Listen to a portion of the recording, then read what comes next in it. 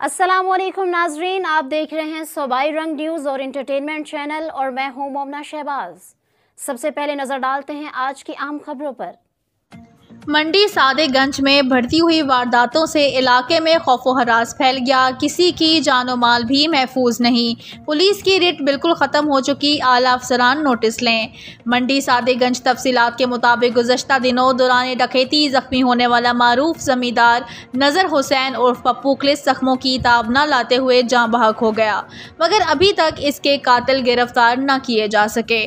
जदीद टेक्नोलॉजी के इस्तेमाल से मुलजिमान को पकड़ लेना कोई मुश्किल बात न थी, मगर पुलिस इस सिलसिले में गैर संजीदगी का मुजाहिरा कर रही थी। अहले इलाका ने IG पंजाब, RPO बहावलपुर और DPO बहावलनगर से मुतालबा किया है कि एक्सपर्ट पुलिस अफसरान की मदद ली जाए और मुलजिमान को जदीद टेक्नोलॉजी की मदद से जल्द अज जल्द गिरफ्तार करके कैफरे किरदार तक पहुँचाया जाए ताकि इलाके में खौफ की फिजा कम हो सके।